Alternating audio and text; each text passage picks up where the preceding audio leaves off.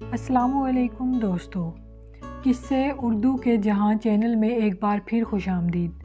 آج ہم آپ کے لیے ایک بہت ہی دلچسپ اور تاریخی بادشاہ کی کہانی لے کر آئے ہیں، گزرے کل کے بادشاہ۔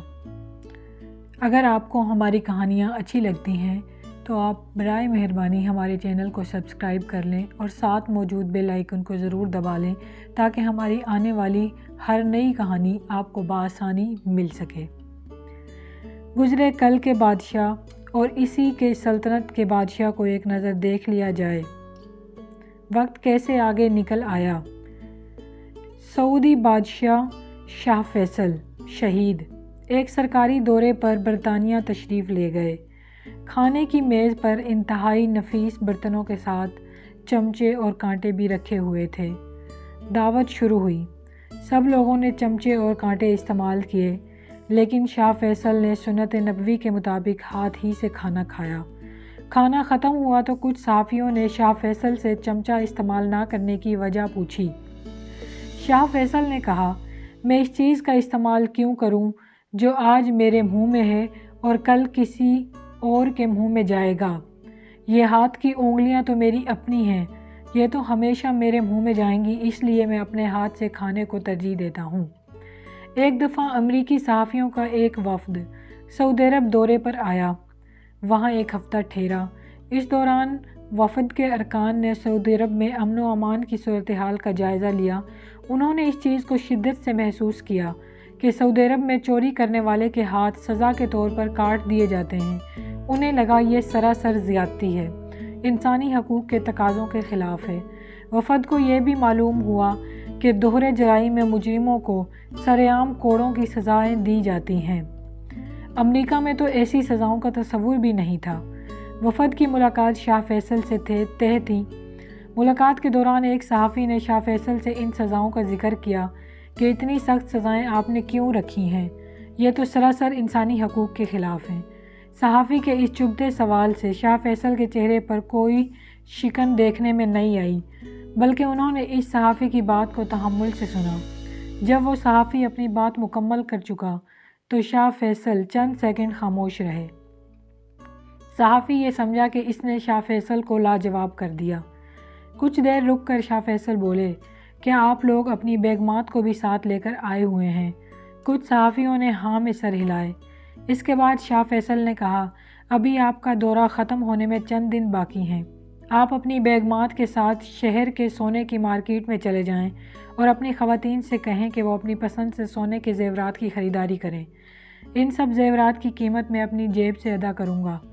اس کے بعد وہ زیورات پہن کر آپ سعودی عرب کے بازاروں اور گلیوں میں ازدانہ گھومیں۔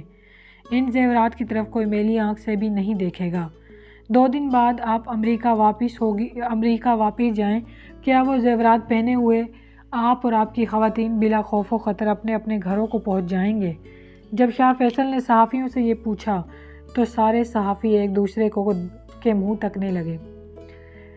شاہ نے دوبارہ پوچھا تو چند صحافیوں نے کہا، بلا خوف و خطر ایئرپورٹ سے نکل کر گھر پہنچنا تو درکنار، ہم ایئرپورٹ سے باہر قدم بھی نہیں رکھ سکتے۔ شاہ فیصل نے جواب دیا، سعودی عرب میں اتنی سخت سزاؤں کا نفاذ ہی آپ کی پریشانی کا جواب ہے۔ آپ نے اپنے سوال کا جواب خود ہی دے دیا۔ عربوں کی اسرائیل کے ساتھ 1973 میں لڑی گئی مشہور زمانہ جنگ یوم کپور میں امریکہ اگر پس پردہ اسرائیل کی مدد نہ کرتا تو مورخین لکھتے ہیں کہ فلسطین کا مسئلہ حل ہو چکا ہوتا۔ فخر کی بات یہ ہے کہ اس جنگ میں پاکستان نے بھی مقدور بھر حصہ لے کر تاریخ میں اپنا نام امر کیا۔ اس جنگ کے دوران شاہ فیصل مرحوم نے ایک دلیرانہ فیصلہ کرتے ہوئے تیل کی پیداوار کو بند کر دیا تھا۔ ان کا یہ مشہور قول، ہمارے آباء و اجداد نے اپنی زندگیاں دودھ اور کھجور کھا کر گزاری تھی، آج اگر ہمیں بھی ایسا کرنا پڑ جاتا ہے تو کوئی فرق نہیں پڑے گا، اپنی ایک علیحدہ ہی تاریخ رکھتا ہے۔ شاہ فیصل مرحوم کا یہ فیصلہ امریکہ کے لیے ایک کاری ضرب کی حیثیت رکھتا تھا، جس کو تبدیل کرنے کی ہر امریکی تدابیر ناکام ہو رہی تھی۔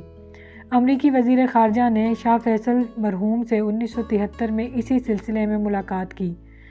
تیل کی پیداوار دوبارہ شروع کرنے میں قائل کرنے کی ناکامی کے بعد سفیر نے گفتگو کو ایک جذباتی موڑ دینے کی کوشش کرتے ہوئے شاہ فیصل سے کہا کہ معزز بادشاہ، میرا جہاز ایندھن نہ ہونے کے سبب آپ کے ہوائی اڈے پر ناکارہ کھڑا ہے، کیا آپ اس میں تیل بھرنے کا حکم نہیں دیں گے؟